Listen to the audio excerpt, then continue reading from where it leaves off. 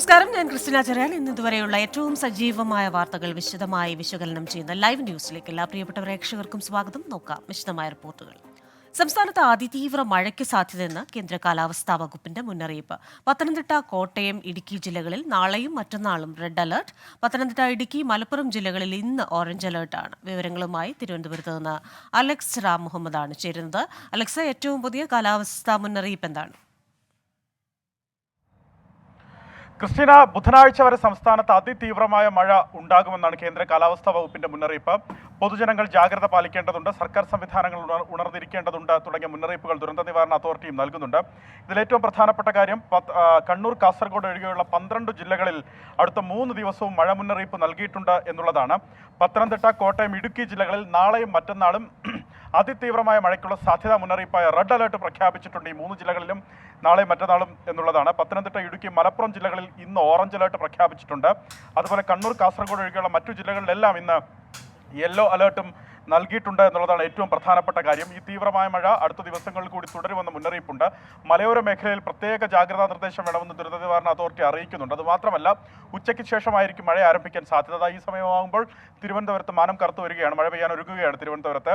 സമാനമായി തന്നെ മലയോര ജില്ലകളും മലയോര മേഖലകളിലുമൊക്കെ കനത്ത മഴ പെയ്യുമെന്നുള്ളതാണ് മുന്നറിയിപ്പ്. മഴയ്ക്കൊപ്പം ഇടിമിന്നലിനും കാറ്റിനും കൂടി സാധ്യതയുണ്ട് എന്ന് കേന്ദ്ര കാലാവസ്ഥാ വകുപ്പ് അറിയിക്കുന്നുണ്ട്. പൊതുജനങ്ങൾ കർശനമായ ജാഗ്രത പാലിക്കണം എന്നുള്ളതാണ് പ്രധാനപ്പെട്ട മുന്നറിയിപ്പായി വരുന്നത്.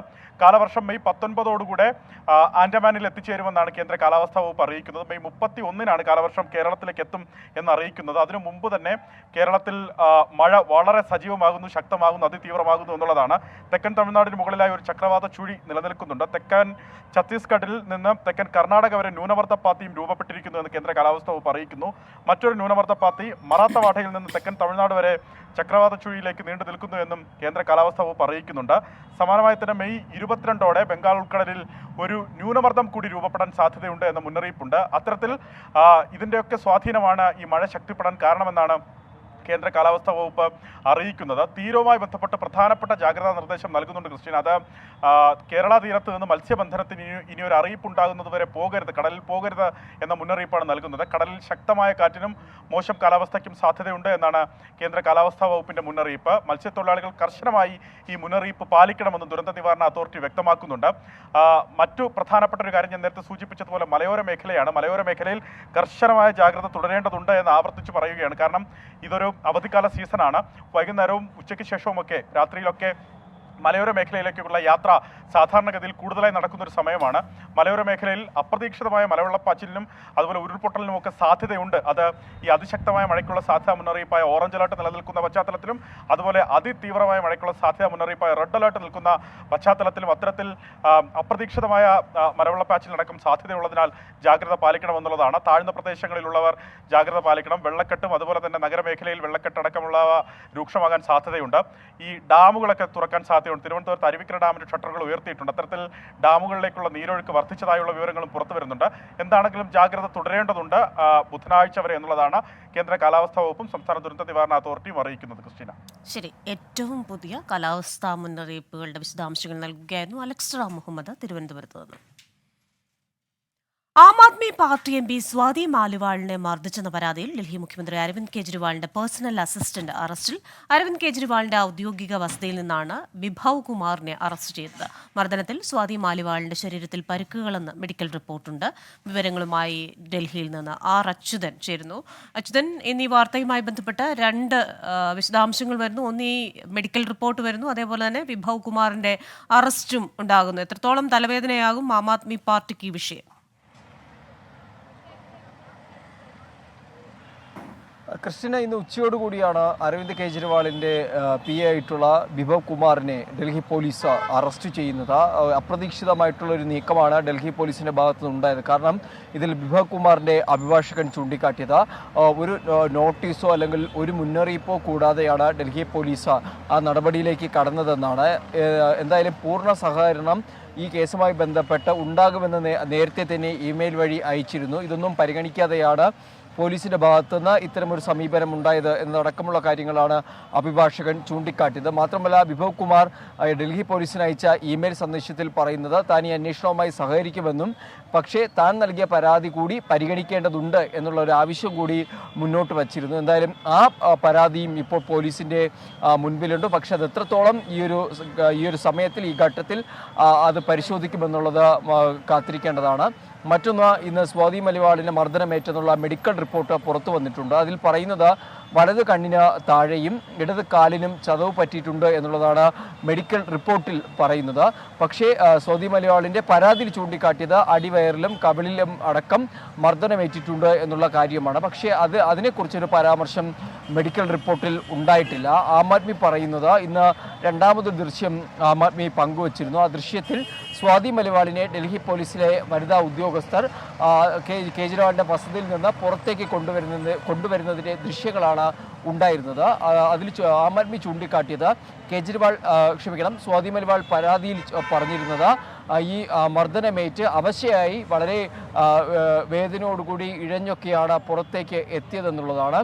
പക്ഷേ ഇന്ന് മന്ത്രി അതിഷി പറഞ്ഞത് സ്വാതി മലിവാൾ പുറത്തേക്ക് വരുന്ന ആ ദൃശ്യങ്ങൾ പരിശോധിച്ചാൽ മർദ്ദനമേറ്റതിൻ്റെയോ അല്ലെങ്കിൽ അത്രയ്ക്ക് അവശതയായതിൻ്റെയോ ഒരു ലക്ഷണവുമില്ല. അത് നിങ്ങൾക്ക് ആ ദൃശ്യങ്ങളിൽ നിന്ന് വ്യക്തമാകും. പരാതിയിൽ പറയുന്നത് കള്ളമാണെന്ന് വ്യക്തമാകുന്ന ദൃശ്യങ്ങളാണ് ഇപ്പോൾ പുറത്തു വന്നിരിക്കുന്നത് എന്നുള്ളതാണ് ആം ആദ്മി ഇതുമായി ബന്ധപ്പെട്ട് തീർക്കുന്ന പ്രതിരോധം. എന്തായാലും ലോക്സഭാ തെരഞ്ഞെടുപ്പ് അടുത്തിരിക്കുന്ന സാഹചര്യത്തിൽ, പ്രത്യേകിച്ച് ഡൽഹിയിലെ 7 മണ്ഡലങ്ങളിൽ ഈ വരുന്ന ഘട്ടത്തിലാണ് തെരഞ്ഞെടുപ്പ് നടക്കുന്നത്. ആ സാഹചര്യത്തിൽ ഈ ഒരു വിവാദം അത് വലിയ രീതിയിൽ ആം ആദ്മി പാർട്ടിയെ പ്രതിരോധത്തിലാക്കിയിട്ടുണ്ട്. അതുകൊണ്ട് തന്നെയാണ് ഓരോ മണിക്കൂറിലും ഈ വിഷയവുമായി ബന്ധപ്പെട്ട ഒരു പ്രതിരോധം തീർക്കാനായി ആം ആദ്മി പാർട്ടി ശ്രമിക്കുന്നത്. ഇന്നലെ അടിയന്തരമായ വാർത്താ സമ്മേളനം വിളിച്ച സ്വാതി മലിവാളിനെ തള്ളിപ്പറയുന്ന ഒരു സാഹചര്യമുണ്ടായി.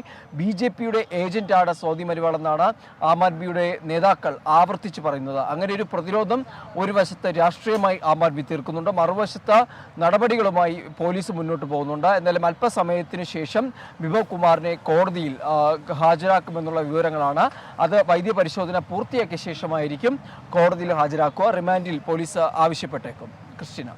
ശരി, ഡൽഹിയിൽ നിന്ന് വിവരങ്ങൾ നൽകുകയായിരുന്നു ആർ അച്യുതൻ. ബോംബ് നിർമ്മാണത്തിനിടെ കൊല്ലപ്പെട്ട പാർട്ടി പ്രവർത്തകർക്ക് സ്മാരകം നിർമ്മിച്ച CPIM പാനൂർ തെക്കുമുറിയിലാണ് ബോംബ് നിർമ്മാണത്തിനിടെ കൊല്ലപ്പെട്ടവർക്കായി രക്തസാക്ഷി സ്മാരകം നിർമ്മിച്ചത്. ബുധനാഴ്ച CPIM സംസ്ഥാന സെക്രട്ടറി MV ഗോവിന്ദൻ രക്തസാക്ഷി സ്മാരകം ഉദ്ഘാടനം ചെയ്യും. സ്മാരകവുമായി ബന്ധപ്പെട്ട ചോദ്യങ്ങളിൽ നിന്ന് പാർട്ടി സംസ്ഥാന സെക്രട്ടറി MV ഗോവിന്ദൻ ഒഴിഞ്ഞുമാറി. ആ വാർത്തയ്ക്കൊപ്പം നടക്കാനില്ലെന്ന് പറഞ്ഞ MV ഗോവിന്ദൻ ഉദ്ഘാടനം നടക്കട്ടെയെന്നും പ്രതികരിച്ചു.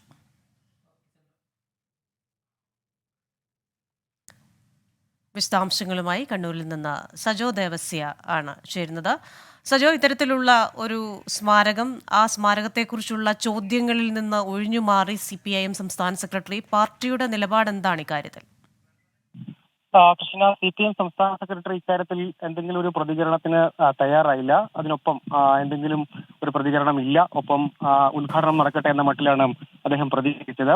2015 ജൂൺ 6-നാണ് പാനൂർ ഈസ്റ്റ് ചെറ്റക്കണ്ടിയിലെ കാക്രോട്ട് ആളൊഴിഞ്ഞ പറമ്പിൽ ബോംബ് നിർമ്മാണത്തിനിടെ സ്ഫോടനം ഉണ്ടാവുകയും ആ സ്ഫോടനത്തിൽ CPIM പ്രവർത്തകരായിരുന്ന ഷൈജു, സുബീഷ് എന്നിവർ കൊല്ലപ്പെടുകയും ചെയ്തത്. അന്ന് CPIMന്റെ സംസ്ഥാന സെക്രട്ടറി ആയിരുന്ന കോടിയേരി ബാലകൃഷ്ണൻ പരസ്യമായി അന്ന് സ്വീകരിച്ച നിലപാട് അവരെ സ്ഫോടനത്തെ തള്ളിപ്പറയുന്നതായിരുന്നു. പാർട്ടിക്ക് ബന്ധമില്ല എന്ന നിലപാടായിരുന്നു. പക്ഷേ CPIM ജില്ലാ നേതൃത്വം കൈവിട്ടിരുന്നില്ല.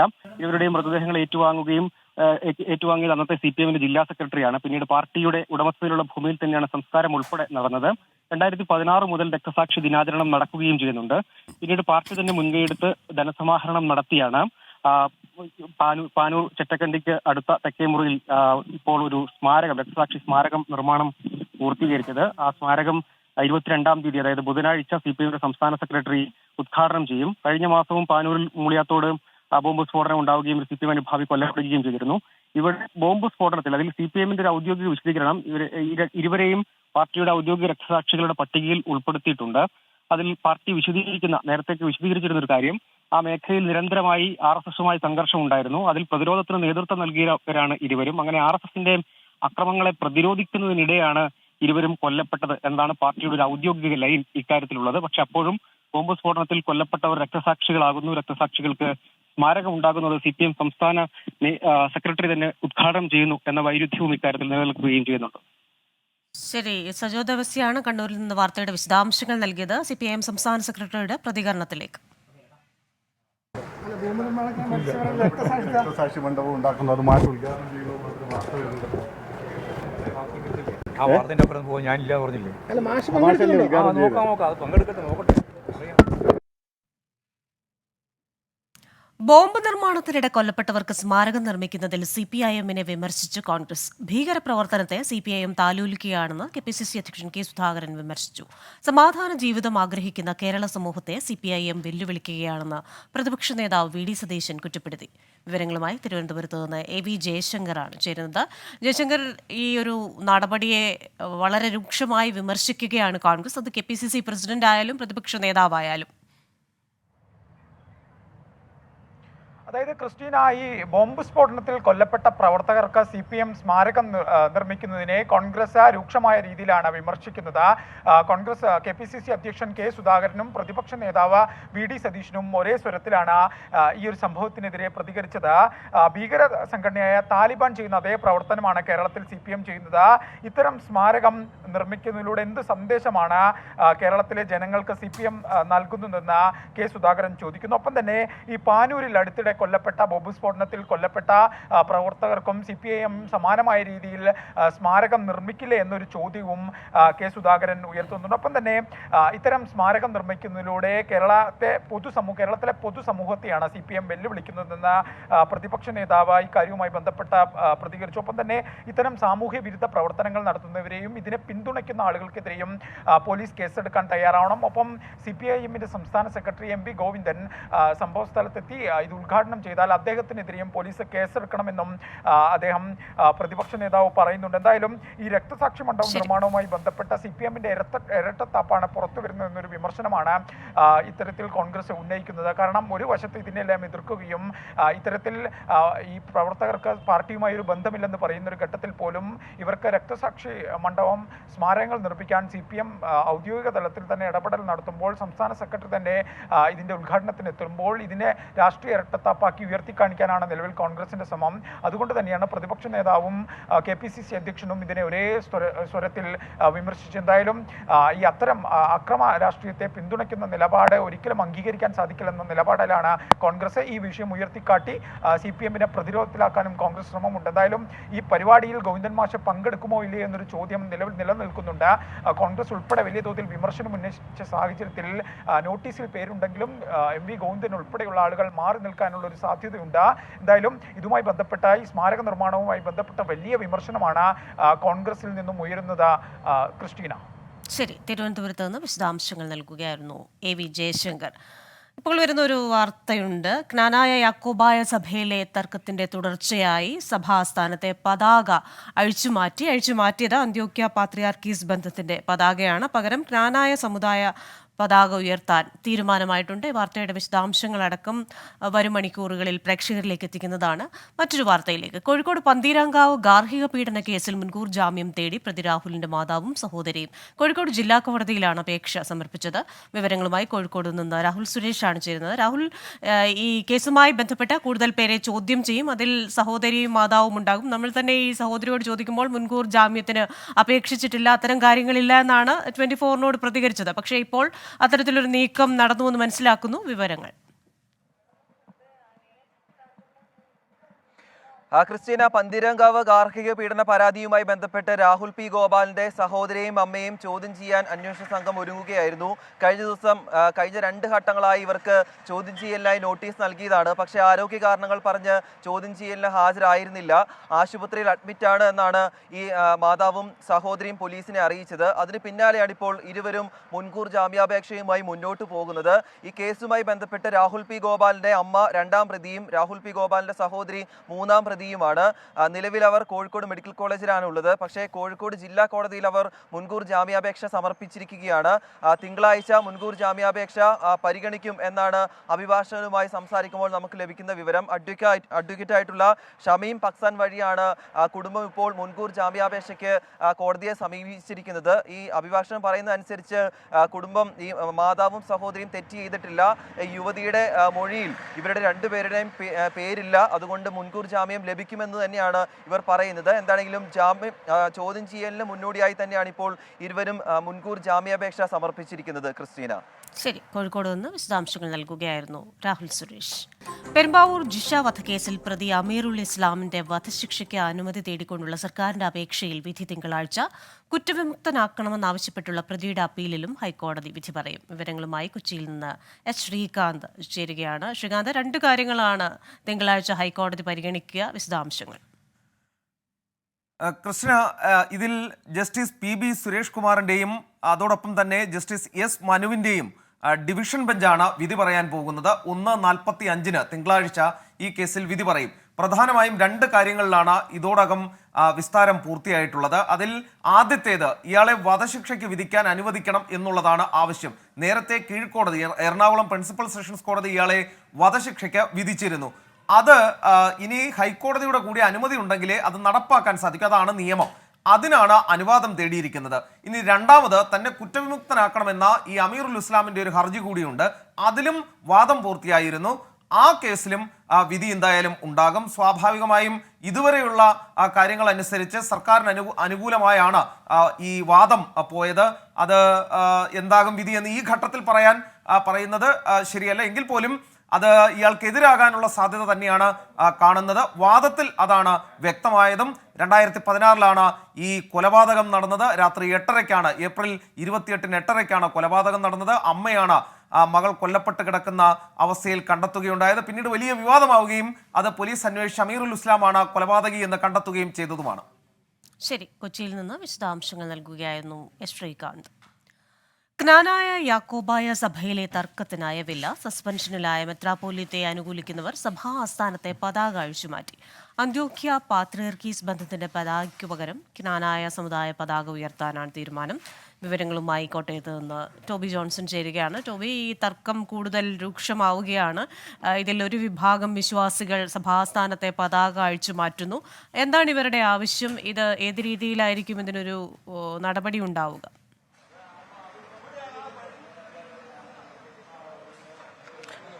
ഇന്നലെയാണ് സമുദായ മെത്രാന്റെ പദവികളിൽ നിന്നും അദ്ദേഹത്തിന്റെ ചുമതലകളിൽ നിന്നെല്ലാം സസ്പെൻഡ് ചെയ്തുകൊണ്ടുള്ള ഒരു ഉത്തരവ് പാത്രിയാർക്കീസ് ബാവയുടെ ഭാഗത്തു നിന്നും ഉണ്ടാകുന്നത്. അതേ തുടർന്ന് വലിയ പ്രതിഷേധം ഈ മെത്രാനെ അനുകൂലിക്കുന്നവരുടെ ഭാഗത്തു നിന്നും ഉണ്ടായി. അതേസമയം തന്നെ സഹായ മെത്രാന്മാരെ അനുകൂലിക്കുന്നവർ കർശന നിലപാടിൽ തന്നെയാണ്. നിയമപരമായി തന്നെ ചോദ്യം ചെയ്യും. കാരണം ഭരണഘടനയെ തിരുത്താനുള്ള, ഭേദഗതി ചെയ്യാനുള്ള നീക്കമാണ് സമുദായ മെത്രാൻ അടക്കം നടത്തുന്നത് എന്നുള്ള ഒരു ആരോപണമാണ് അവർ ഉന്നയിക്കുന്നത്. അതുകൊണ്ട് തന്നെ രണ്ട് വിഭാഗങ്ങൾ എന്തായാലും ഈ സമുദായത്തിൽ ഉണ്ട് എന്നുള്ള കാര്യത്തിൽ യാതൊരു സംശയവുമില്ല. അവർ തമ്മിലുള്ള തർക്കം കൂടുതൽ രൂക്ഷമാകുന്ന ഒരു സാഹചര്യത്തിലേക്കാണ് കാര്യങ്ങൾ പോകുന്നത്. എന്തായാലും ഇന്നലെ തന്നെ അസോസിയേഷൻ ഇതുമായി ബന്ധപ്പെട്ട് ഒരു കത്ത്, ഏത് സാഹചര്യത്തിലാണ് ഇത്തരത്തിലൊരു സസ്പെൻഷൻ വന്നത്, അതോടൊപ്പം തന്നെ ഏതെങ്കിലും തരത്തിൽ തെറ്റിദ്ധാരണ ഉണ്ടായിട്ടുണ്ടോ എന്നതടക്കമുള്ള കാര്യങ്ങൾ വ്യക്തമാക്കണമെന്ന് ആവശ്യപ്പെട്ടുകൊണ്ടുള്ള ഒരു കത്ത് പാത്രിയാർക്കീസ് ബാവയ്ക്ക് അയച്ചിരുന്നു. ആ കത്തിനുള്ള മറുപടി ഇന്ന് ലഭിക്കുമെന്നാണ് നമുക്ക് അറിയാൻ സാധിച്ചത്. എന്തായാലും നിലവിൽ ഈ ഇവിടുത്തെ സമുദായ മെത്രാന്റെ ചുമതലകൾ ഗ്രിഗോറിയോസ് എന്ന് പറയുന്ന സഹായ മെത്രാന്, അദ്ദേഹം കലിശ്ശേരി മേഖലയിലെ സഹായ മെത്രാനാണ്, അദ്ദേഹത്തിന് കൈമാറി എന്നുള്ള ഒരു വിവരം കൂടി ഇവിടെ അറിയുന്നുണ്ട്. ഈ ഒരു സാഹചര്യത്തിലാണ് കൂടുതൽ ശക്തമായിട്ടുള്ള നിലപാടുകളിലേക്ക് മെത്രാനെ അനുകൂലിക്കുന്ന, സമുദായ മെത്രാനെ അനുകൂലിക്കുന്നവർ പോയിരിക്കുന്നത്. അതിന്റെ ഭാഗമായിട്ടാണ് ഈ അന്ത്യോക്യ പാത്രിയാർക്കീസ് ബന്ധത്തിന്റെ ഭാഗമായിട്ടുള്ള, അല്ലെങ്കിൽ അതിന്റെ ഒരു ചിഹ്നമായിട്ടുള്ള പതാക ഈ ചിങ്ങവനത്തെ ഈ രൂപത ആസ്ഥാനത്തുണ്ടായിരുന്നു. അത് അഴിച്ച് മാറ്റി പകരം ഈ രൂപതയുടെ പതാക ഇപ്പോൾ കെട്ടിയിട്ടുണ്ട്. അത് ഒരു തീരുമാനം വന്നതിന് ശേഷം വൈകുന്നേരം 4 മണിക്ക് ഒരു അസോസിയേഷന്റെ യോഗം കൂടിയതിനു ശേഷം ആ പതാക ഉയർത്തുമെന്നുള്ളൊരു വിവരമാണ് നമുക്ക് ലഭിക്കുന്നത്. എന്തായാലും അധികാരത്തെ ചൊല്ലിയുള്ള ആ ഒരു രണ്ട് വിഭാഗങ്ങൾ തമ്മിലുള്ള എതിർപ്പ് അത് രൂക്ഷമാകുന്ന ഒരു സാഹചര്യം തന്നെയാണ് നമുക്ക് കാണാൻ സാധിക്കുന്നത്. ക്രിസ്റ്റീന. ശരി, കോട്ടയത്ത് നിന്ന് വിശദാംശങ്ങൾ നൽകുകയായിരുന്നു ടോബി ജോൺസൺ. ഇപ്പോൾ ചെന്നൈയിൽ നിന്ന് മനീഷ് മൂർത്തി റിപ്പോർട്ട് ചെയ്യുന്നൊരു വാർത്തയുണ്ട്.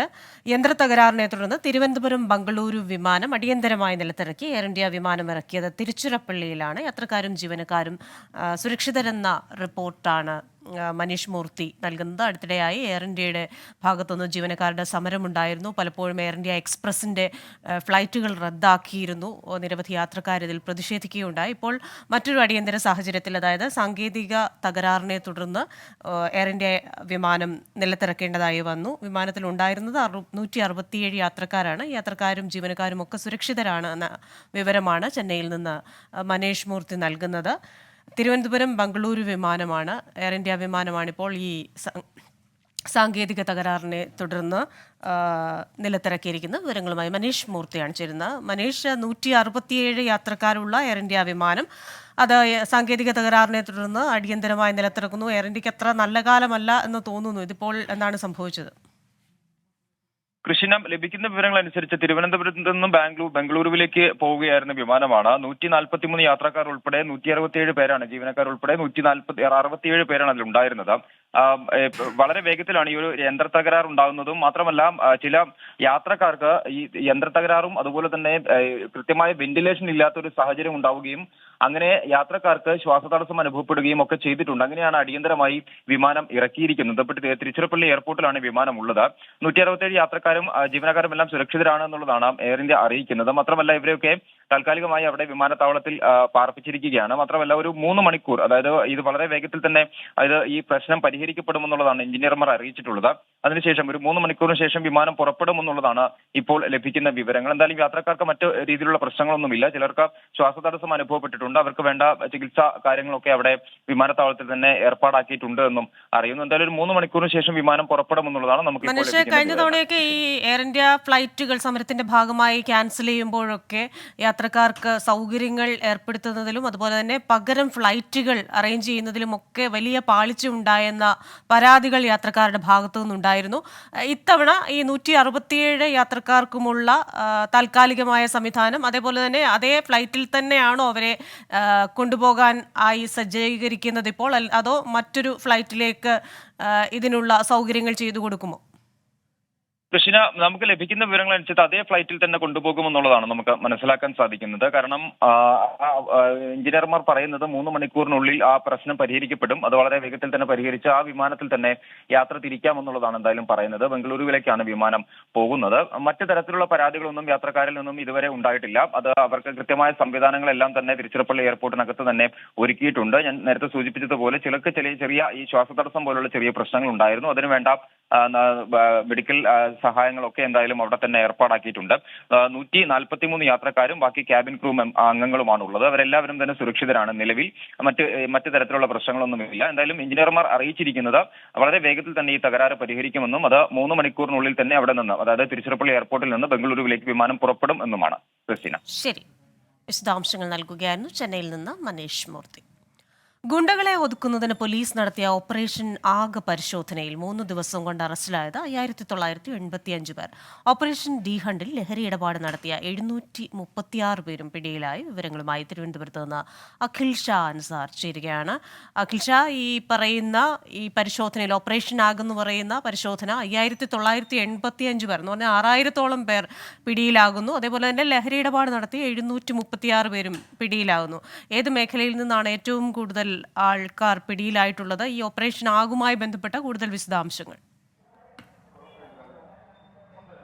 കൃഷിന, ഈ കരവന അഖിൽ കൊലപാതകവുമായി ബന്ധപ്പെട്ട് അതിന് പിന്നാലെയാണ് സംസ്ഥാന പോലീസ് ഇത്തരത്തിൽ ഓപ്പറേഷൻ ആഗ് എന്ന പേരിൽ ഈ ഗുണ്ടകളെ പിടികൂടാനുള്ള ഒരു വലിയ നീക്കം നടത്തിയത്. കഴിഞ്ഞ കുറച്ച് ദിവസമായി ഇതുമായി ബന്ധപ്പെട്ട് പോലീസ് എല്ലായിടങ്ങളിലും സംസ്ഥാനത്ത് വിവിധ ഇടങ്ങളിൽ പരിശോധന നടത്തി വരുന്നുണ്ട്. അതിന്റെ ഭാഗമായാണ് നിലവിൽ ഈ ഓപ്പറേഷൻ ആഗിന്റെ ഭാഗമായി സംസ്ഥാനത്താകെ വിവിധ ക്രിമിനൽ കേസുകൾ അകപ്പെട്ട 5985 പേരെ നിലവിൽ അറസ്റ്റ് ചെയ്തിട്ടുണ്ട്. ഈ മാസം 15 മുതൽ 17 വരെയുള്ള കണക്കുകൾ പ്രകാരമാണ് ഇത്തരത്തിൽ 5985 പേരെ പോലീസ് നിലവിൽ അറസ്റ്റ് ചെയ്തിട്ടുള്ളത്. ഒപ്പം ഈ ഓപ്പറേഷൻ ഡി ഹണ്ടും പോലീസ് സജീവമാക്കിയിട്ടുണ്ട്. അതായത് ലഹരി വസ്തുക്കൾ അതുപോലെ തന്നെ ലഹരി മാഫിയ സംഘങ്ങളെ പിടികൂടാനായിട്ടാണ് ഈ ഓപ്പറേഷൻ ഡി ഹണ്ട് പോലീസ് രൂപീകരിച്ചത്. അതിന്റെ ഭാഗമായി 736 പേരെയാണ് ഈ ലഹരി കൈവശം വെച്ചതിനും അതുപോലെ തന്നെ ലഹരി മാഫിയ സംഘങ്ങളിൽ നിന്നും പിടികൂടിയത്. നമുക്കറിയുന്നത് പോലെ തന്നെ കരമന അഖിൽ കൊലപാതകം അത് പോലീസിനെ വലിയ പ്രതിസന്ധിയിലാക്കിയിരുന്നു. കാര്യം തിരുവനന്തപുരം ഉൾപ്പെടെ എറണാകുളം, കോഴിക്കോട് ഉൾപ്പെടെയുള്ള ജില്ലകളിൽ വ്യാപകമായി ഗുണ്ടാക്രമണങ്ങളും അതുപോലെ തന്നെ ഗുണ്ടാ വിളയാട്ടങ്ങളും നടന്നിരുന്നു.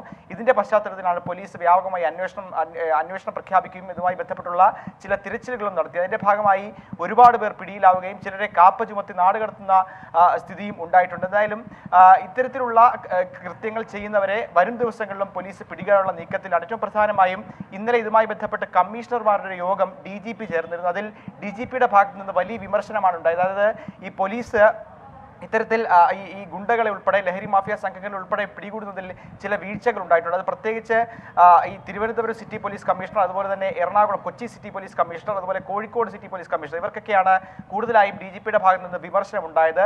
അടിയന്തരമായി ഇത്തരത്തിൽ ഗുണ്ടകളെ പിടികൂടാനുള്ള നടപടികൾ സ്വീകരിക്കണമെന്ന് പറയുന്നുണ്ട്. പ്രത്യേകിച്ച് തിരുവനന്തപുരത്ത് മണ്ണ് മാഫിയ ഉൾപ്പെടെ അത് ലീഡ് ചെയ്യുന്നത് ഗുണ്ടകളാണെന്നുള്ള വിവരമുണ്ട്. അതുപോലെ തന്നെ കൊച്ചിയിൽ ലഹരി മാഫിയ സംഘം വളരെ സജീവമാണ്. അത് മുന്നിൽ കണ്ട് തന്നെ ഇത്തരത്തിൽ ഇവരെ പിടികൂടാനുള്ള എല്ലാ നീക്കവും അടിയന്തരമായി നടപ്പിലാക്കണം എന്നുള്ളതാണ് DGPയുടെയും നിർദ്ദേശം. ക്രിസ്റ്റീന. ശരി, അഖിൽ ഷാ അൻസാറാണ് തിരുവനന്തപുരത്ത് നിന്ന് വിശദാംശങ്ങൾ നൽകുന്നത്. തമിഴ്നാട് പോലീസ് കസ്റ്റഡിയിൽ നിന്ന് രക്ഷപ്പെട്ട പ്രസിദ്ധ കുറ്റവാളി ബാലമുരുകൻ കേരളം വിട്ടെന്ന വിലയിരുത്തലിൽ പോലീസ് തൃശൂരിൽ നിന്ന് ഒരു ബൈക്ക് മോഷ്ടിച്ചു കടന്നതായാണ് പോലീസിന് ലഭിച്ചിരിക്കുന്ന വിവരം. തമിഴ്നാട്ടിലെ പെരിയ കോടതിയിൽ ഹാജരാക്കി തിരികെ വിയൂർ ജയിലിലേക്ക് കൊണ്ടുവന്നപ്പോഴാണ് ബാലമുരുകൻ രക്ഷപ്പെട്ടത്. വിവരങ്ങളുമായി തൃശൂരിൽ നിന്ന് സൂരജ് സജിയാണ് ചേരുന്നത്. സൂരജ്, ഏത് രീതിയിലാണ് ഇതിന്റെ അന്വേഷണം പുരോഗമിക്കുന്നത്? ക്രിസ്റ്റിന, ഇന്നലെ രാത്രി 9 മണിയോടുകൂടിയാണ് ഈ മുരുകൻ ഇവിടെ നിന്ന് രക്ഷപ്പെടുന്നത്. പിന്നാലെ വിയൂരിലെ തന്നെ ഒരു പാടശേഖരത്തെത്തി ഒളിച്ചിരുന്ന ശേഷം സമീപത്ത് നിന്നൊരു ബൈക്ക് മോഷ്ടിച്ച് കടന്നു കളഞ്ഞു എന്നുള്ളതാണ് പോലീസിന്റെ വിലയിരുത്തൽ. ഇതിന്റെ അടിസ്ഥാനത്തിലാണ് ഈ സംസ്ഥാനം വിട്ടു എന്നൊരു നിഗമനത്തിലേക്ക് പോലീസ് എത്തിയിരിക്കുന്നത്. അതിന്റെ അടിസ്ഥാനത്തിൽ തന്നെ തമിഴ്നാട് ഉൾപ്പെടെയുള്ള സംസ്ഥാനങ്ങൾ കേന്ദ്രീകരിച്ചുകൊണ്ടാണ് നിലവിൽ അന്വേഷണം വ്യാപിപ്പിച്ചിരിക്കുന്നത്. ഇദ്ദേഹത്തിന് പ്രതിയുടെ മുൻ കേസുകൾ ഉൾപ്പെടെ പരിഗണിച്ചുകൊണ്ട് അതോടൊപ്പം തന്നെ ബാലമുരുകന്റെ സുഹൃത്തുക്കളെ കേന്ദ്രീകരിച്ചുകൊണ്ടാണ് നിലവിൽ അന്വേഷണം മുന്നോട്ട് കൊണ്ടുപോകുന്നത്. അതോടൊപ്പം തന്നെ ഒരു 100 കിലോമീറ്റർ പരിധി വരെയാണ് ഈ ബൈക്കിൽ സഞ്ചരിക്കാൻ സാധ്യത എന്നുള്ളതാണ് പോലീസിന്റെ നിഗമനം. അതുകൊണ്ട് തന്നെ ഈ അതിർത്തി പ്രദേശങ്ങളും അതോടൊപ്പം തന്നെ സമീപ ജില്ലകളും കേന്ദ്രീകരിച്ചുകൊണ്ട് നിലവിൽ അന്വേഷണം വ്യാപിപ്പിച്ചിട്ടുണ്ട്. ക്രിസ്റ്റീന. ശരി, തൃശ്ശൂരിൽ നിന്ന് സൂരജ് സജിയാണ് വിശദാംശങ്ങൾ നൽകിയത്. സ്കൂൾ തുറക്കലുമായി ബന്ധപ്പെട്ട വിദ്യാഭ്യാസ മന്ത്രി വി ശിവൻകുട്ടി വിളിച്ച യോഗത്തിൽ പ്രതിഷേധം. മലബാറിലെ +1 സീറ്റ് പ്രശ്നമുയർത്തി MSF സംസ്ഥാന സെക്രട്ടറി നൌഫലാണ് പ്രതിഷേധിച്ചത്. വിവരങ്ങളുമായി തിരുവനന്തപുരത്ത് നിന്ന് വി എ ഗിരീഷ് ചേരുന്നു. ഗിരീഷ്, ഈ മലബാർ മേഖലയിലെ +1 സീറ്റുകളുടെ കുറവ്, അതേസമയം വിദ്യാഭ്യാസ മന്ത്രി അത്തരത്തിലൊന്നുമില്ല, ഇതൊക്കെ വെറുതെ പറയുന്നതാണ്, അല്ലെങ്കിൽ അത്തരം ആരോപണങ്ങളാണ് എന്ന രീതിയിലും പ്രതികരിച്ചിരുന്നു. ഇപ്പോൾ ഈ ഒരു യോഗത്തിലും ഇത്തരത്തിലൊരു പ്രതിഷേധം ഉയരുന്നു. ഈ പ്രതിഷേധം ഏത് രീതിയിലാണ് കൈകാര്യം ചെയ്യപ്പെട്ടത്? മറ്റു വിവരങ്ങൾ. സ്കൂൾ തുറക്കുന്നതുമായി ബന്ധപ്പെട്ട് തൊഴിലാളി, യുവജന, വിദ്യാർത്ഥി, മഹിളാ പ്രസ്ഥാനങ്ങളുടെ പിന്തുണയോടെ ശുചീകരണ പ്രവർത്തനങ്ങൾ നടത്തുന്നതിനെ കുറിച്ച് ആലോചിക്കുന്നതിനാണ് വിദ്യാഭ്യാസ മന്ത്രി യോഗം വിളിച്ചു ചേർത്തത്. ഈ യോഗത്തിലാണ് മലബാറിലെ +1 സീറ്റ് പ്രതിസന്ധി വീണ്ടും ചർച്ചയാകുന്നതും അതോടൊപ്പം തന്നെ പ്രതിഷേധത്തിന് ഇടയാക്കുന്നതും. യോഗത്തിൽ പ്രതിഷേധവുമായി MSF സംസ്ഥാന സെക്രട്ടറി നൌഫലാണ് വിഷയം ഉയർത്തിയത്. മലബാർ +1 സീറ്റ് പ്രതിസന്ധി പരിഹരിക്കണം എന്നുള്ളതായിരുന്നു നൌഫലിന്റെ ഏറ്റവും പ്രധാനപ്പെട്ട ആവശ്യം. യോഗം തുടങ്ങിയതും കയ്യിൽ കരുതിയ ടീഷർട്ട് ഉയർത്തി നൌഫൽ പ്രതിഷേധിച്ചു. 45,530 സീറ്റ് മലബാറിന്റെ അവകാശമാണ്, മലബാർ കേരളത്തിലാണ് എന്നും ഈ ടീഷർട്ടിൽ രേഖപ്പെടുത്തിയിരുന്നു. അതോടൊപ്പം ഇത് ഇത്രയുമായപ്പോഴേക്കും നൌഫലിനെ യോഗത്തിൽ നിന്ന് പുറത്താക്കി. യോഗ ഹാളിന്റെ പുറത്ത് കുത്തിയിരുന്ന് നൌഫൽ പ്രതിഷേധിക്കുകയും ചെയ്തു. തുടർന്ന് കന്റോൺമെന്റ് പോലീസ് എത്തി നൌഫലിനെ അറസ്റ്റ് ചെയ്ത് നീക്കുകയായിരുന്നു. ഈ മലബാറിലെ സീറ്റുമായി ബന്ധപ്പെട്ട് നേരത്തെ തന്നെ സർക്കാർ ചില നിലപാടുകൾ പ്രഖ്യാപിച്ചിരുന്നു. ഇനി അധിക സീറ്റുകൾ അനുവദിക്കില്ല എന്നുള്ള ഒരു നിലപാടിലേക്കാണ് സർക്കാർ എത്തിച്ചേർന്നത്. ഇതിനെതിരെ മുസ്ലിം ലീഗ് ഉൾപ്പെടെയുള്ള രാഷ്ട്രീയ പാർട്ടികൾ പ്രതിഷേധം ഉന്നയിക്കുകയും ചെയ്തു. എന്നാൽ സർക്കാരിന്റെ നിലപാട് കഴിഞ്ഞ തവണ അനുവദിച്ചതിനേക്കാൾ കൂടുതൽ സീറ്റുകൾ ഇത്തവണ മലബാർ മേഖലയിൽ അനുവദിച്ചിട്ടുണ്ട് എന്നുള്ളത് തന്നെയാണ്. അതുകൊണ്ട് തന്നെ ഇനി സീറ്റ് അനുവദിക്കാനാകില്ല എന്ന നിലപാടിൽ സർക്കാർ ഉറച്ചു നിൽക്കുകയും ചെയ്യുന്നു. ക്രിസ്റ്റീന. ഗിരീഷ്, ഇത്തരത്തിൽ ഒരു പ്രതിഷേധം കൂടി ഉയരുന്ന പശ്ചാത്തലത്തിൽ വീണ്ടും ഈ ഒരു തീരുമാനം പുനരാലോചിക്കാനുള്ള ഒരു സാധ്യതയുണ്ടോ? ക്രിസ്റ്റീന, ഇപ്പോൾ +1 പ്രവേശനവുമായി ബന്ധപ്പെട്ട ഓൺലൈൻ അപേക്ഷകളുടെ സമർപ്പണം നടക്കുകയാണ്. ഈ അപേക്ഷകൾ ലഭിച്ചതിന് ശേഷം ആദ്യഘട്ട അലോട്ട്മെന്റ് നടക്കും. ഇതിന് ശേഷം മാത്രമായിരിക്കും ഒരുപക്ഷെ ഇനി സീറ്റ് വർദ്ധിപ്പിക്കണോ, നിലവിലുള്ള കണക്കുകൾ പരിശോധിച്ച ശേഷം സീറ്റുകൾ ആവശ്യമെങ്കിൽ വർദ്ധിപ്പിക്കുന്നതിൽ സർക്കാർ ഒരു ആലോചനയിലേക്ക് പോവുക. ഏതായാലും ഇപ്പോൾ കഴിഞ്ഞ വർഷം അനുവദിച്ച അത്രയും സീറ്റുകൾ ഈ വർഷവും അനുവദിച്ചിട്ടുണ്ട്. അതുകൊണ്ട് തന്നെ പ്രതിസന്ധി ഉണ്ടാകില്ല എന്നുള്ളതാണ് സർക്കാർ ഇപ്പോൾ വിലയിരുത്തുന്നത്. മാത്രമല്ല, ഈ സീറ്റുകൾ കൂടുതൽ ആവശ്യമെങ്കിൽ ഒരുപക്ഷെ ഈ ആദ്യത്തെ അലോട്ട്മെന്റിന് ശേഷം സർക്കാർ അത് ആലോചിക്കാം എന്നുള്ളതാണ് സർക്കാർ നേരത്തെ തന്നെ വ്യക്തമാക്കിയിരുന്നത്. എന്നാൽ മുസ്ലിം ലീഗ് ഉൾപ്പെടെയുള്ള രാഷ്ട്രീയ പാർട്ടികൾ ഇപ്പോഴും വ്യക്തമാക്കുന്നത് ഈ പ്രതിസന്ധി ഒഴിവാക്കുന്നതിന് വേണ്ടി ആദ്യമേ തന്നെ സീറ്റുകൾ അനുവദിക്കണം എന്നുള്ളതാണ്. എന്നാൽ സർക്കാർ എടുത്ത നിലപാട് പിന്നീട് ഇതേക്കുറിച്ച് ആലോചിക്കാം, ഇപ്പോൾ അനുവദിച്ചിട്ടുള്ള സീറ്റുകളിൽ ആദ്യം പ്രവേശനം നടക്കട്ടെ എന്നുള്ളതായിരുന്നു കൃഷ്ണ. ശരി, ഈ യോഗത്തിൽ MSF സംസ്ഥാന സെക്രട്ടറി നൌഫൽ ടീഷർട്ട് ഉയർത്തി പ്രതിഷേധിക്കുന്നതിന്റെ ദൃശ്യങ്ങളാണ് പ്രേക്ഷകർ ഇപ്പോൾ കണ്ടുകൊണ്ടിരിക്കുന്നത്. നീണ്ട 7 കൊല്ലമായി സ്വന്തം പറയുന്നതിന് വേണ്ടി യുവത്തിന് വിദ്യാർത്ഥികളുടെ പഠനവും ഈ വിഷയവുമായി ബന്ധപ്പെട്ട്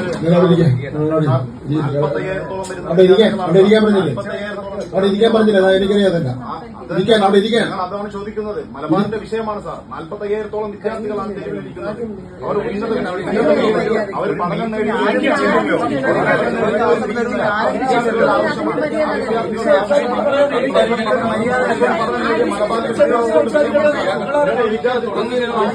വിദ്യാർത്ഥികളുടെ പ്രതിനിധികളാണ് സാർ. പ്രതിനിധികളാണ് സാർ.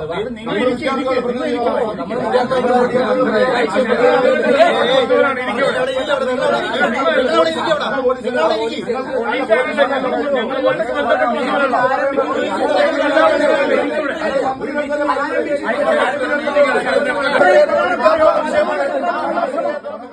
ഗിരീഷ, ഈ ടീഷർട്ടിൽ എഴുതിയിരിക്കുന്നത് 45,530 സീറ്റുകളുടെ കുറവുണ്ട്, മലബാറും കേരളത്തിലാണ്. ഒരു ശ്രദ്ധ ക്ഷണിക്കലിന്റെ ഭാഗമായി ഒരു ഒറ്റയാൾ പ്രതിഷേധം. മന്ത്രിയുടെ പ്രതികരണം എങ്ങനെയായിരുന്നു? മന്ത്രി എന്തൊക്കെയോ ചോദ്യങ്ങൾ ചോദിക്കുന്നുണ്ടല്ലോ നൗഫലിനോട്. യോഗവുമായി ബന്ധപ്പെട്ട് മന്ത്രി പറഞ്ഞത് ഇത് നേരത്തെ തന്നെ ഈ പ്രശ്നം പരിഹരിച്ചതാണ്, അവിടെ ഇരിക്കൂ എന്നുള്ളതാണ് നൗഫലിന്റെ അടുത്ത് പറഞ്ഞത്. തനിക്കൊന്നും കേൾക്കേണ്ട കാര്യമില്ല എന്നുള്ളതാണ് മന്ത്രി ഇതിനുശേഷം ഈ യോഗത്തിൽ തന്നെ വ്യക്തമാക്കിയത്. എന്നാൽ ഈ വിഷയവുമായി ബന്ധപ്പെട്ട് മലബാറിന്റെ സീറ്റ് പ്രശ്നവുമായി ബന്ധപ്പെട്ട് ഒരു മറുപടി ലഭിക്കണം എന്നുള്ളതായിരുന്നു നൗഫലിന്റെ ആവശ്യം. ഇന്ന് ഈ സ്കൂൾ ശുചീകരണവുമായി ബന്ധപ്പെട്ട കാര്യങ്ങൾ ചർച്ച ചെയ്യുന്നതിനാണ് ഇന്ന് യോഗം ചേർന്നത്.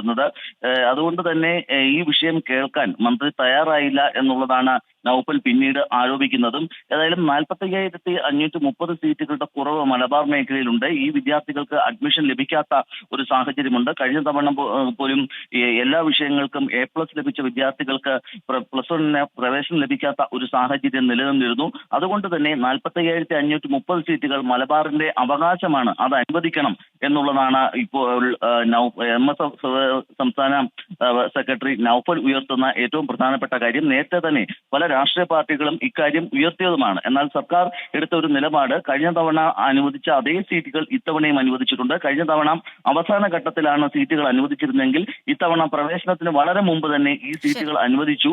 അതുകൊണ്ട് തന്നെ പ്രവേശനവുമായി ബന്ധപ്പെട്ട യാതൊരു പ്രതിസന്ധിയും ഇപ്പോൾ നിലനിൽക്കുന്നില്ല. വീണ്ടും സീറ്റുകൾ വർദ്ധിപ്പിക്കുന്ന കാര്യം ആവശ്യമെങ്കിൽ പിന്നീട് പരിഗണിക്കാം. ഏതായാലും ഇപ്പോൾ സീറ്റുകൾ വർദ്ധിപ്പിക്കാൻ ഉദ്ദേശിക്കുന്നില്ല എന്നുള്ളത് തന്നെയാണ് സർക്കാരിന്റെ നിലപാട്. ഇതിനെതിരെയായിരുന്നു ഇന്നത്തെ യോഗത്തിൽ പ്രതിഷേധമുയർന്നതും. ക്രിസ്റ്റീന. ശരി, തിരുവനന്തപുരത്ത് നിന്ന് വിവരങ്ങൾ നൽകുകയായിരുന്നു VA ഗിരീഷ്. കൊച്ചി എളമക്കരയിലെ ലോഡ്ജിൽ നിന്ന് ലഹരി സംഘം പിടിയിൽ 5 പേരാണ് പിടിയിലായത്. കഞ്ചാവ്, കൊക്കെയിൻ, MDMA തുടങ്ങിയ ലഹരി പദാർത്ഥങ്ങൾ കണ്ടെടുത്തു. വിവരങ്ങളുമായി കൊച്ചിയിൽ നിന്ന് അശ്വിൻ പാലാഴി ചേരുകയാണ്. അശ്വിൻ, സംസ്ഥാന വ്യാപകമായി വിവിധ തരത്തിലുള്ള പരിശോധനകളും ലഹരി സംഘങ്ങളെ പിടിക്കലും ഒക്കെ നടക്കുന്നുണ്ട്. ഇപ്പോൾ ഈ എളമക്കരയിലെ ലോഡ്ജിൽ നിന്ന് 5 അംഗ സംഘം പിടിയിലായിരിക്കുന്നു. വിശദാംശങ്ങൾ. ക്രിസ്tina, കഴിഞ്ഞ കുറെ മാസങ്ങളായി എളമക്കരയിലെ ലോഡ്ജ് കേന്ദ്രീകരിച്ച് ലഹരി കച്ചവടം നടന്നു വരികയായിരുന്നു. അതിന് നേതൃത്വം നൽകിയത് ഒരു മോഡലായ വനിതയാണ്. കഴിഞ്ഞ മാസങ്ങളിലൊക്കെ തന്നെ ഈ മോഡലായ വനിതയുടെ നേതൃത്വത്തിലുള്ള സംഘമാണ് ഇവിടെ ലഹരി കച്ചവടം നടത്തിയിരുന്നത്.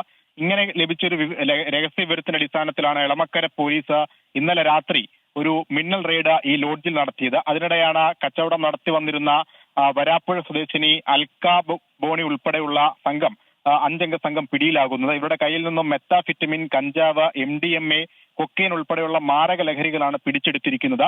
ഒപ്പം ഇടപാട് നടത്തി വന്നവരുടെ പേര് വിവരങ്ങൾ അടങ്ങുന്ന ഒരു രജിസ്റ്ററും ഇവരുടെ പക്കൽ നിന്ന് ലഭിച്ചിട്ടുണ്ട്. നിലവിൽ ഈ 5 പേരെയും ഇന്ന് കോടതിയിൽ ഹാജരാക്കും. ഒപ്പം ഈ ഇടപാടുകാരായിരുന്ന ആളുകളെ കേന്ദ്രീകരിച്ചും അന്വേഷണം നടത്തുന്നുണ്ട്. വരും ദിവസങ്ങളിൽ ഇവർ കൂടി പിടിയിലാകുമെന്നാണ് പോലീസ് പ്രതീക്ഷിക്കുന്നത്. ക്രിസ്റ്റീന. ശരി, വിശദാംശങ്ങൾ നൽകുകയായിരുന്നു കൊച്ചിയിൽ നിന്ന് അശ്വിൻ പാലാഴി. മാധ്യമപ്രവർത്തകൻ ജോൺ മുണ്ടക്കയത്തിന്റെ വെളിപ്പെടുത്തലുകൾക്ക് പിന്നാലെ സോളാർ സമര വിഷയത്തിൽ വിവാദം തുടരുകയാണ്. സമരം അവസാനിപ്പിച്ചതിനെക്കുറിച്ച് വിശദീകരിക്കേണ്ടത് CPIM ആണെന്ന് മുൻ ആഭ്യന്തരമന്ത്രി തിരുവഞ്ചൂർ രാധാകൃഷ്ണൻ പറഞ്ഞു. നേരത്തെ നൽകിയ ചാർട്ട് ഓഫ് ഡിമാൻഡ്സിന്റെ അടിസ്ഥാനത്തിലാണ് ചർച്ച നടന്നത്. ഉമ്മൻചാണ്ടി മുഖ്യമന്ത്രി സ്ഥാനം രാജിവെക്കണമെന്ന ആവശ്യം അസാധ്യമെന്ന നിലപാടിൽ UDF ഉറച്ചുനിന്നു. ഉമ്മൻചാണ്ടിയെ മാറ്റാൻ KM മാണി ശ്രമിച്ചതായി അറിയില്ല. TP ചന്ദ്രശേഖരൻ വധക്കേസിൽ ഒത്തുതീർപ്പുണ്ടായിട്ടില്ലെന്നും തിരുവഞ്ചൂർ രാധാകൃഷ്ണൻ പറഞ്ഞു. സ്വാഭാവികമായിട്ടും CPM അത് വിശദീകരിക്കേണ്ടി വരുമല്ലോ. CPM ആളുകൾ അത് വിശദീകരിക്കേണ്ടി തന്നെ വരും.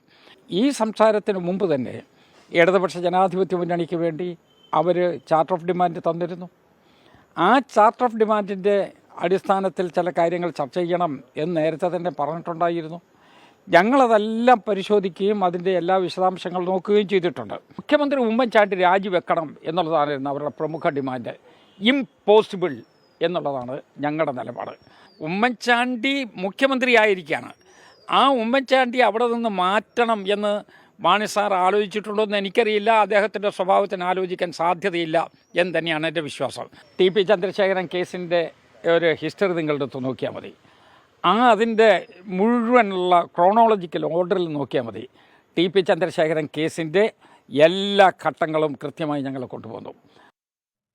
ജോൺ മുണ്ടക്കയത്തിന്റെ വെളിപ്പെടുത്തൽ തള്ളി NK പ്രേമചന്ദ്രൻ. താൻ ആരുമായും ചർച്ച നടത്തിയിട്ടില്ല. AKG സെന്ററിൽ പ്രസംഗിക്കുമ്പോഴാണ് സമരം അവസാനിപ്പിച്ചതായി അറിയുന്നത്.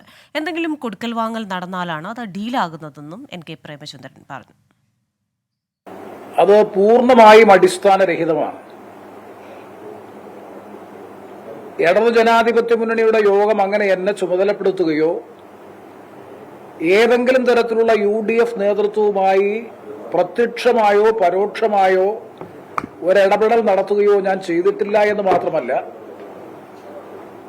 അന്ന് ആ സമരം അവസാനിക്കുന്നു എന്ന് ഞാൻ അറിയുന്നത് തന്നെ സെക്രട്ടേറിയറ്റ് നടയിൽ ഞാൻ പ്രസംഗിച്ചുകൊണ്ട് നിൽക്കുമ്പോഴാണ്. സമരം അവസാനിപ്പിക്കാൻ ചർച്ച നടന്നെങ്കിൽ തെറ്റില്ലെന്ന് ചാണ്ടിയുമ്മൻ പറഞ്ഞു. അതേക്കുറിച്ച് ഞാനങ്ങനെ കമന്റ് പറയാം, അദ്ദേഹത്തിന് അറിവുണ്ടോ ഇല്ലയോ എന്നുള്ളത്. ഞാൻ അതിന് പ്രിവിയല്ല, ഞാനതിന് സാക്ഷിയുമല്ല. അപ്പോൾ അങ്ങനൊരു ചർച്ച നടന്നിട്ടുണ്ടെങ്കിൽ തന്നെ അതൊരു തെറ്റ് ഞാൻ കാണുന്നില്ല. കാരണം ജനങ്ങളുടെ സംരക്ഷണമാണ് ഗവൺമെന്റിന്റെ ഉത്തരവാദിത്തം. ഇവിടെ ജനങ്ങളെ കൂട്ടിക്കൊണ്ട് വന്നൊരു ഫ്രൻസി ഉണ്ടാക്കി വലിയൊരു എന്തൊരു സംഭവം എന്തെങ്കിലും ഉണ്ടോ? എന്തെങ്കിലും കാമുള്ളതാണോ? അത് കഴിഞ്ഞിട്ടല്ലേ മുഖ്യമന്ത്രിയെ കല്ലെറിയാൻ പോലുള്ള സാഹചര്യം കണ്ടെത്തിയത്. ഈ വിഷയവുമായി ബന്ധപ്പെട്ട KK രമ MLA കൂടെ പ്രതികരണം ഇപ്പോൾ വന്നിട്ടുണ്ട്. ഇക്കാര്യത്തിലൊരു അന്തർധാര ഉണ്ടോ എന്ന് സംശയിക്കേണ്ടിയിരിക്കുന്നു എന്നാണ് KK രമ MLA പറയുന്നത്. അതേപോലെ തന്നെ ഈ ഇത്തരത്തിൽ പൊടുന്നനെ സമരം അവസാനിപ്പിച്ചത് അത്തരത്തിലൊരു നീക്കത്തിന്റെ ഭാഗമാണോ? P മോഹനനിലേക്ക് പോലും അന്വേഷണം എത്തിക്കാനായില്ല, താഴെത്തട്ടിൽ അന്വേഷണം വന്നു എങ്കിൽ പോലും എന്നൊരു സംശയം KK രമ ഈ വിഷയത്തിൽ ഉന്നയിക്കുന്നുണ്ട്. ഇപ്പോൾ തിരുവനന്തപുരത്ത് നിന്ന് മറ്റ് വാർത്തകൾ വിശദാംശങ്ങളുമായി ചേരുന്നത് VA ഗിരീഷാണ്. ഗിരീഷ്, ഈ ഒരു വിഷയത്തിൽ ഇന്ന് നിരവധി പ്രതികരണങ്ങൾ വന്നിരിക്കുന്നു. വളരെ പ്രതിരോധത്തിലാണ് ഇരു പാർട്ടികളും.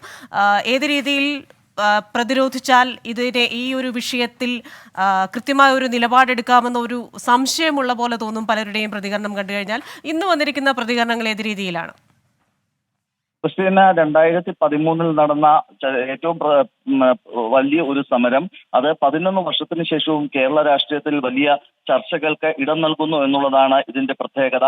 ഈ വിഷയത്തിൽ LDFും UDFും ഒരുപോലെ പ്രതിരോധത്തിലായിരിക്കുന്നു. ഈ വെളിപ്പെടുത്തലുകളുടെ പിന്നാലെ ആരോപണങ്ങളും അതോടൊപ്പം തന്നെ അതിനുള്ള മറുപടികളും ഉയരുകയും ചെയ്യുന്നു. CPM സംസ്ഥാന സെക്രട്ടറിയോ LDF കൺവീനറോ മറ്റു മുതിർന്ന നേതാക്കളോ ആരും തന്നെ ഈ വിവാദത്തിൽ ഇതുവരെ പ്രതികരിച്ചിട്ടില്ല. UDF ക്യാമ്പിൽ നിന്നാകട്ടെ കരുതലോട് മതി പ്രതികരണങ്ങൾ അല്ലെങ്കിൽ തുടർ നീക്കങ്ങൾ എന്നുള്ളത് തന്നെയാണ് ഇപ്പോൾ അവരും തീരുമാനമെടുത്തിരിക്കുന്നത്. കാരണം വാക്കുകൾ അത് ഏത് തരത്തിൽ അവതരിപ്പിക്കണം, എന്താണ് വസ്തുത തുടങ്ങിയ കാര്യങ്ങളെല്ലാം തന്നെ വളരെ കരുതലോടെ അവതരിപ്പിച്ചാൽ മതി എന്നുള്ളതാണ് UDFും ഇപ്പോൾ നിലപാടെടുത്തിരിക്കുന്നത്. ഈ വന്ന പ്രതികരണങ്ങൾ പരിശോധിച്ചാൽ അന്ന് ആഭ്യന്തര മന്ത്രിയായിരുന്ന തിരുവഞ്ചൂർ രാധാകൃഷ്ണൻ ഇതുമായി ബന്ധപ്പെട്ട നേരത്തെ തന്നെ കഴിഞ്ഞ ദിവസം തന്നെ തിരുവഞ്ചൂരാണ് ഈ ചർച്ചകൾക്ക് തുടക്കമിട്ടത് എന്ന വെളിപ്പെടുത്തലുകൾ ചില ഭാഗങ്ങളിൽ നിന്ന് ഉണ്ടായിരുന്നു. ഇതിന്റെയൊക്കെ തുടർ പ്രതികരണമാണ് ഇന്ന് തിരുവഞ്ചൂർ രാധാകൃഷ്ണൻ നടത്തിയിരിക്കുന്നത്.